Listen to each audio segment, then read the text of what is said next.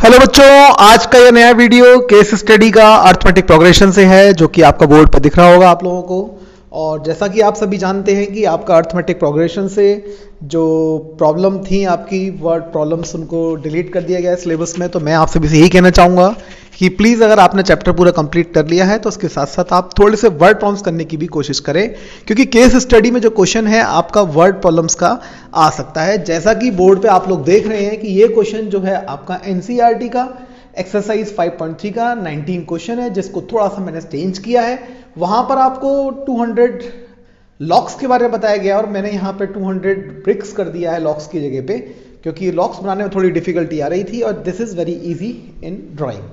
तो यहाँ मैंने थोड़ा सा इंडिकेशन दिया है कि आपने किस तरीके से ब्रिक्स को अरेंज किया है। अगर आप सबसे लास्ट की रो को देखें, इस पहली रो की अगर हम बात करें तो 1 2 3 4 5 6 7, उसके बाद 6, फिर 5, फिर 4, तो इस तरीके से अरेंज किया गया। तो यहाँ पे 200 ब्रिक्स आपके पास थी और आपने उन सभी ब्रिक्स को इस तरीके से अरेंज किया गया है। तो आपको सिर्फ ये बताना है कि क्वेश्चन किस तरीके से आंसर देना है, राइट बच्चों।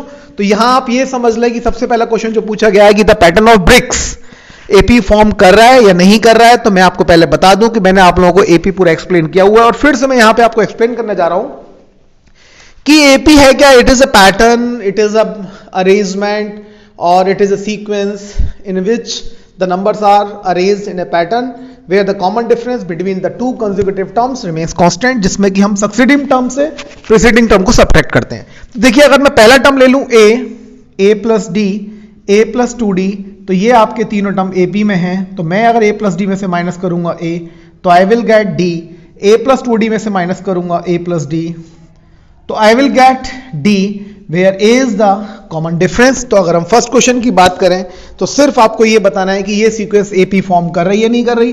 तो आपने देखा कि जो पहली रो हमारे पास है उसमें कितनी ब्रिक्स लगी हुई हैं, 20, उसके बाद कितनी है 19, उसके बाद कितनी है 18, और इस तरीके से इनको अरेंज किया गया है। तो आपसे पूछा गया है क्या ये AP है या नहीं है। तो आपको पता है कि ये हमारा फर्स्ट टर्म है 20, और हम D की बात करें तो D हमारा कैसे निकलेगा, 19 minus 20, तो इट विल बी -1। तो यहां आप चार ऑप्शंस में देखें तो आपका A 20 और D -1 किस पर है, C पर है। तो यही आपका आंसर है, राइट बच्चों। तो इसके बाद जो एक्सपेक्टेड क्वेश्चन हो सकते हैं उसमें से सेकंड क्वेश्चन की अगर मैं बात करूं तो the number of bricks in the last row. तो आपसे पूछा गया है कि अगर हम लास्ट रो की बात करें तो मैं यहां पे आप लोगों को एक्सप्लेन कर दूं कि हमें ये नहीं पता कि इसमें नंबर ऑफ रोज हैं कितनी। ये पहली है, ये दूसरी है, ये तीसरी है, और ये उसमें है क्या, नंबर ऑफ ब्रिक्स हैं। तो मैं अगर बात करूं थर्ड की तो A3 का मतलब कितना हुआ, 18 है। यहां आप इसको मेक श्योर कर लें कि A3 का मतलब 18 है। इसका मतलब ये हुआ कि A plus 2D is equals to 18। तो A की वैल्यू आप लोगों को पता है कितनी है बच्चों, 20, और D की वैल्यू आप लोगों को पता है कितनी है, -1। जब आप इसको सॉल्व करेंगे तो यू विल गेट 18। तो क्वेश्चन इंटरेस्टिंग इसलिए होने जा रहा है कि यहां बच्चे थोड़े से कंफ्यूज हो सकते हैं कि किस तरीके से क्वेश्चन सॉल्व करें। तो यहां मैंने सिर्फ और सिर्फ क्वेश्चन जो पूछा है वो पूछा है कि number of bricks in the last row.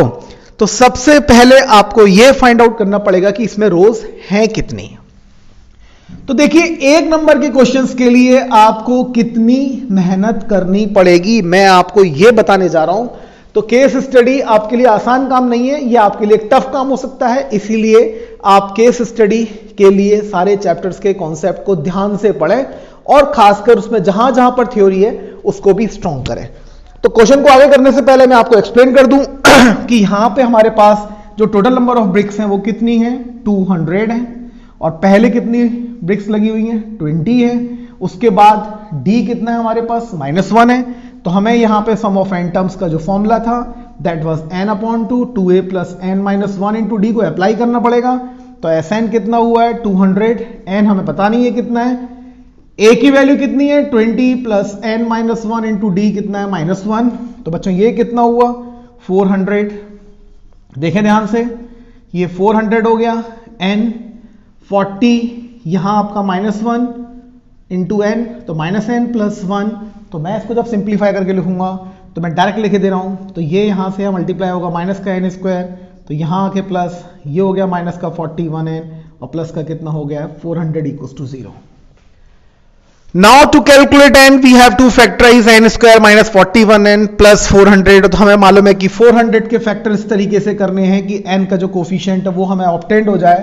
तो हमें मालूम है कि जो 400 के फैक्टर होंगे वो कितने होंगे, वो आप लोग आराम से करते रहना, 16 इंटू 25। तो यहाँ ये हुआ आपका n स्क्वायर माइनस 41n। तो मैं इसको यहाँ क्या लिखूंगा, 25n minus 16n plus 400 equals to 0। यहां से n कॉमन लिया तो n माइनस 25 माइनस 16 कॉमन लिया तो n माइनस 25 इक्वल्स टू 0।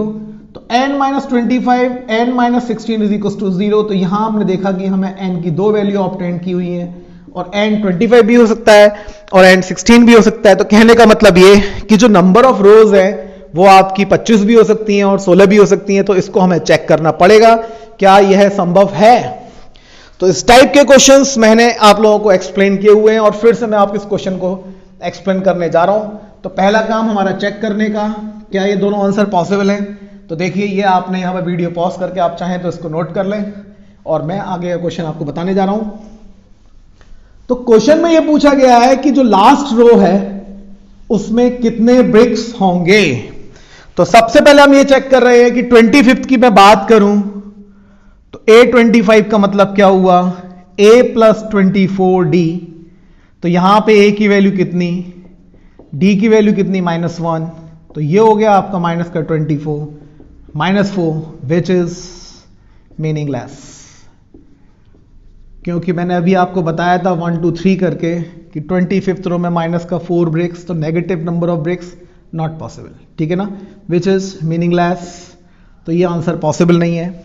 अब हमारे पास बात आई 16th की, क्या 16th रो हो सकती है। तो 16th रो के लिए हमने क्या किया, a plus 15d nth term का फॉर्मूला, a की वैल्यू 20, 15 इंटू डी की वैल्यू -1। तो 20 माइनस 15 इज इक्वल टू 5। तो इट मीन्स कि जो नंबर ऑफ ब्रिक्स हैं, number of bricks in last row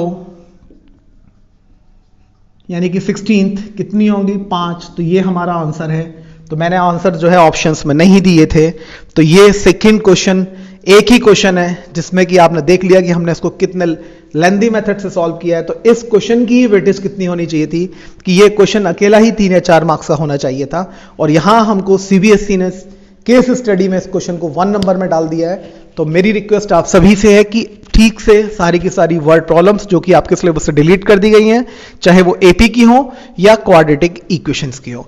तो इस तरीके के अच्छे क्वेश्चंस को देखने के लिए, सॉल्व करने के लिए, समझने के लिए मेरे साथ जुड़े रहिए। और अगर आपने अभी भी बेल आइकन प्रेस नहीं किया है तो अपकमिंग वीडियोस के लिए उस बेल आइकन को प्रेस कर दीजिए। Thank you so much.